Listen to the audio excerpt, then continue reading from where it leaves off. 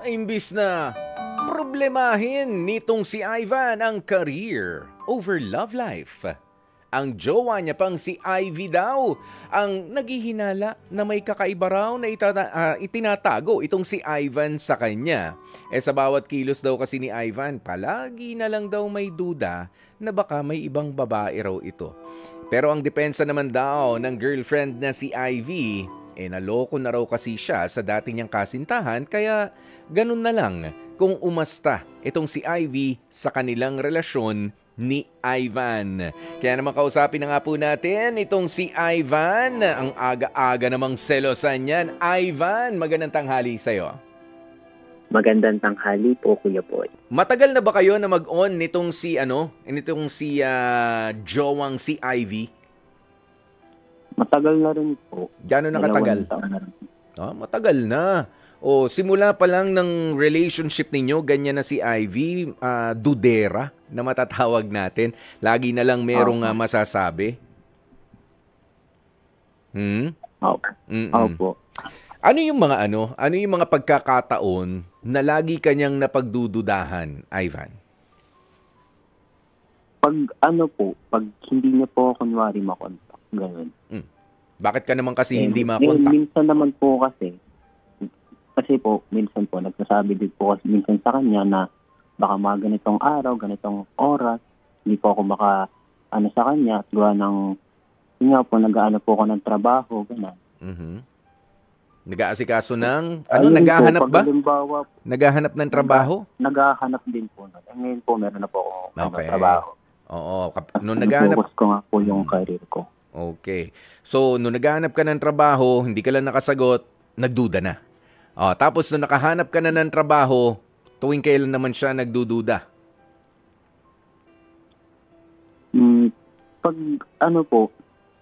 Yun nga po, kapag parang iniisip niya po sa mga nagiging katrabaho ko po, gano'n. Baka daw po may nakakasama na ako. Yun nga po, hindi rin po kami ganong live-in, hindi rin po kami lagi magkasama. Nagdududa po siya sa akin, baka daw po may babae na po. Ganon? Pero ikaw malinis ba sa konsensya mo na wala kang ginagawang kalokohan within within the relationship? Wala talaga. Wala po. Talagang ang hirap naman po kasi kung magdadalawa pa ako, tatlo. Tapos parehong kaugali ni Ivy. Gusto mo ba yon? Parehong may duda. Ang hirap mo nang pagpaliwanagan. Dumalawa ka pa o tumatlo ka pa. Gusto mo na talaga ng na magulong buhay kapag kaganon.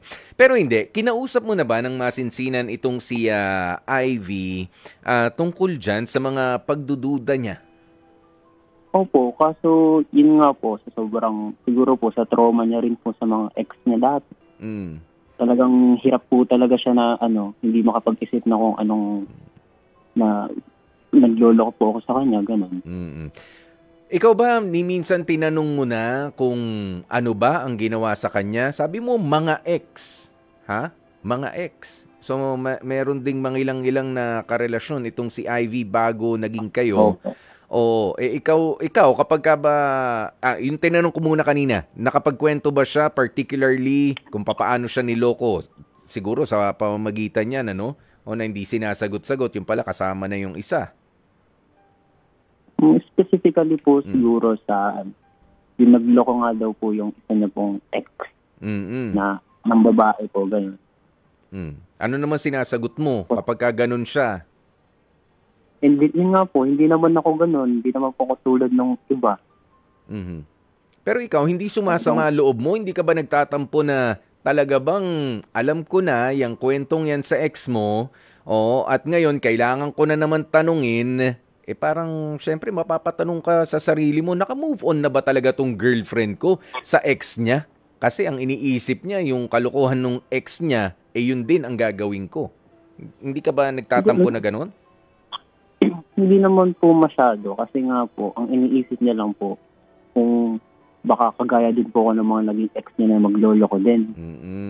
Yun nga po, ang talagang pinofocus ko po yung ngayon, yung career ko po. At yun nga po, pati yung girlfriend niya, mas pinapapili niya nga din po ako minsan kung talagang ifo-focus ko po yung sarili ko sa kanya. Uy, pinapatigil ka sa career na inuumpisahan mo? Parang gano'n na din po. Gusto niya rin, parang kasing pinipilit din po kasi ako mag-resign. Dahil? Yun nga po. Dahil kung anong sa gusto niya po selos? talaga ako makasama. Kasi nga po, sa sobrang duda niya na magkaroon po ako ng iba. Okay. Ganito, Ivan. Si Ivy ba, anong gawa sa buhay? Ivan? Hello po. Oo, Ivan. Anong ginagawa sa buhay ni Ivy? May trabaho ba siya o nag-aaral pa?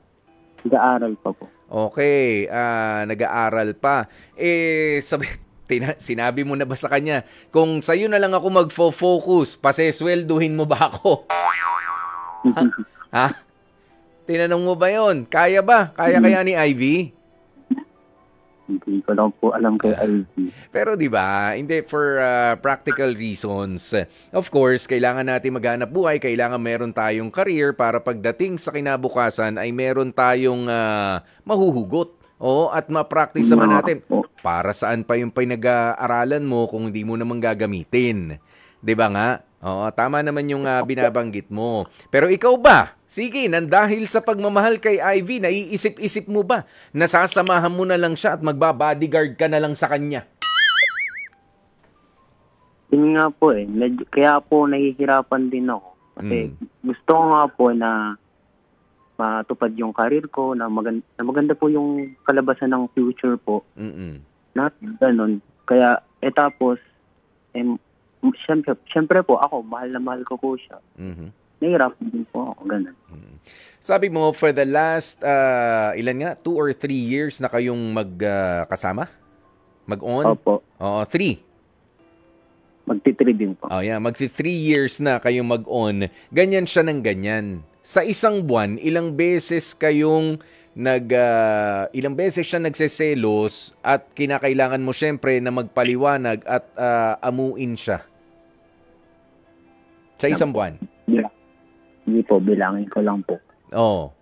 Ayan, baka kung merong 30 days sa isang buwan, 32 yung kanya na kailangan mong manuyo. Ha? Kung babasin po siguro sa isang linggo po, mga 3 o 2 po sa isang linggo. 3, 2 beses. At syempre, ako naman, iisipin ko, biruin mo, sa isang buwan yung sinabi ko sa'yo. Pero ang binanggit mo, hindi, sa isang linggo na lang po, mas madaling computein. Ibig sabihin, 3 times 4 equals, naku, hirap sagutin 12. Diba? Halos nangangalahati. Halos mangangalahati sa isang buwan na nagpapaliwanag ka. Is it the same issue na pinapaliwanag mo, kailangan mong depensahan yung sarili mo? Opo. Pinapaliwanag ko rin naman po sa kanya kung bakit. Kaso yun nga po, ang iniisip ko rin po baka kasi po, ba't siya nawawalan din po ng tiwala sa akin, gano'n. Sinasabi ko naman po, pinafocus ko din po yung karir ko. Alam mo, pinapulit-ulit ko lang din naman po sa kanya. Oo. Sana i-record mo na yung magiging paliwanag mo sa kanya. Di ba meron na sa phone, pare? I-record mong ganyan. Yan ba ulit yung issue? Ito. Andalin, dito yan. Recording number 1. Tungkol sa hindi ko pagsagot ng phone. Ito yun eh. Kaya naman recording number 2, hindi ako nakapag-good morning, nakapag-good night. Yan. Yan na yung isasagot ko. Kasi yun lang din naman. Same issue, same answer lang yun. 'Di ba? Same explanation. Pero alam mo, maganda itong komento naman at reaksyon ni Jennifer Fernando, ha?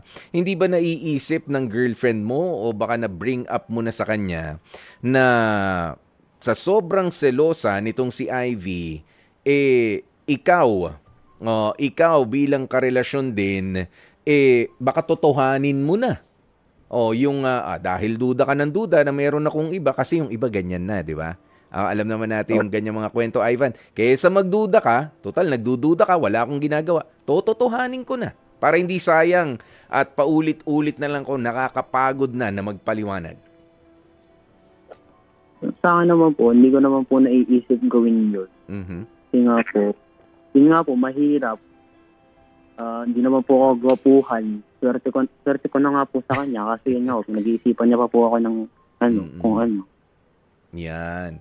Pero ikaw ba, well, hindi ka ba nagdududa na baka ibinabato lang sa'yo yung ganitong klase ng mga bintang, but in reality, siya pala ay may ginagawang kalokohan kasi may mga ganyan din? Medyo na ano ko rin po sa kanya, sobrang ano din po kasi. Parang nabanggit ko po sa kanya na baka siya. Oh. Duda ka ng duda na baka ikaw yung ikaw yung naglolo ko ngayon sa atin. Kasi yun ang lagi nasa isip niya, no? Na nagloloko ka, merong kang side chick, ganyan. Baka naman siya yung dahil kumbaga ay inuunahan ka palagi. Ha, inuunahan ka. Ikaw ba, kahit may tiwala tayo sa tao, yung para lang masigurado, para lang masiguro, ikaw ba inobserbahan mo o sinundan mo itong si girlfriend na baka may ginagawa ng kalokohan at gusto ko lang baliktarin?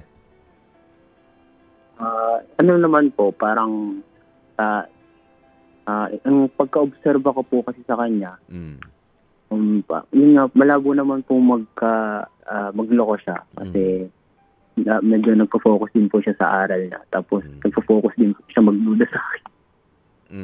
Sa? Magduda po sa akin. Ayun, nagfo-focus sa pag-aaral at sa pagdududa sa'yo. Ano bang kurso ang kinukuha niya?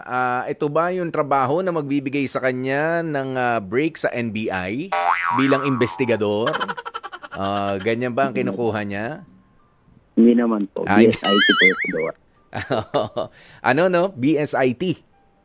Opo. Oo, mga yan, yung mga sa mga fraud, yung mga ganyan. Well, I don't know kung papaano. Pero alam nyo, okay lang na nagseselos. Naintindihan mo yan, Ivan. Pero aminin mo nga sa amin, nakakapagod din kapag ka ang karelasyon mo ay lagi na lang may duda, laging may wala nang tiwala sa'yo. Kasi alam mo, yan yung anay na sisira. Ikaw ba, naiisip mo sa sarili mo, mahal pa ba ako nitong babaeng ito o pinapagod na lang ako? Yung totoo. Para sa akin po, siguro, parang pinapagod niya lang din po kasi ako. Ganun. Pero ramdam ko naman po yung pagmamahal na binibigay sa akin. Kaso, talagang napapagod din po talaga ako, halos. Pagdududa niya pong ganun. Kapag ka ina-express niya yung pagmamahal niya na sinasabi niya, ramdam mo bang totoo pa yun? O pati yung pag-express ng pagmamahal, merong duda. Meron sa bandang huli, merong kantsaw na, hindi ka ganito sa akin. Alam mo yun, parang may parinig palagi. Opo. Meron? Meron ganun? Meron pong ganun. Pero ikaw, nagagawa mo naman yung parte mo na mabigyan siya ng assurance na siya lang talaga at hindi ka rin nagloloko. Kasi, alam mo, baka sa pag-focus mo, sabi mo nga, nagpo-focus ka sa career mo para sa mas magandang kinabukasan mo rin, talaga may mga bagay kang nakakalimutan na. Baka nagiging suplado ka na, baka ilang oras bago ka naman mag-reply. Hindi naman po, kahit naman po pagod ako o may ginagawa, may sisingit ko pa rin naman po yung oras ko sa kanya. Kahit ganun. Go ahead. Ganun po. Ganun. Oo, ganun po. Ginagawan ng paraan na talagang hindi maputol naman yung komunikasyon ninyo. Well, sige, sa ating programang H2H o Heart to Heart, alam mo, Ivan, maganda na sabihin mo rin ang nilalaman ng iyong puso. Naging honest ka ba sa kanya ng harap-harapan na please naman, wag mo kong pagdudahan na ipaliwanag mo ba sa kanya na ikaw man ay nasasaktan kapag lagi ka namang pinagdududahan. Ang ginagawa mo lang naman ay ayusin ang sarili mo para sa kinabukasan at ayusin din ang pakikipagrelasyon dito kay Ivy. Kung hindi mo pa nagagawa yan, nandito ang Heart to Heart para maipaabot natin kay Ivy ang mensahe mo. Okay, Ivan? Ready ka na ba? Okay.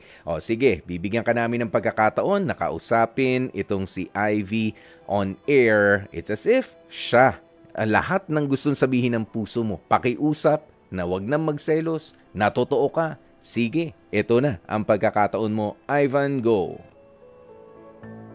Para kay Ivy, alam mo namang mahal na mahal kita. Kaya sana wag ka na mag-isip ng kung ano man sa akin. Gusto ko lang naman i-focus yung career ko para din sa atin. Napakahalaga naman nito at mahalaga ka rin naman sa akin. Yun nga, sana wag ka na mag-isip ng kung ano na ikadududa mo. Mahal na mahal kita, yan lang.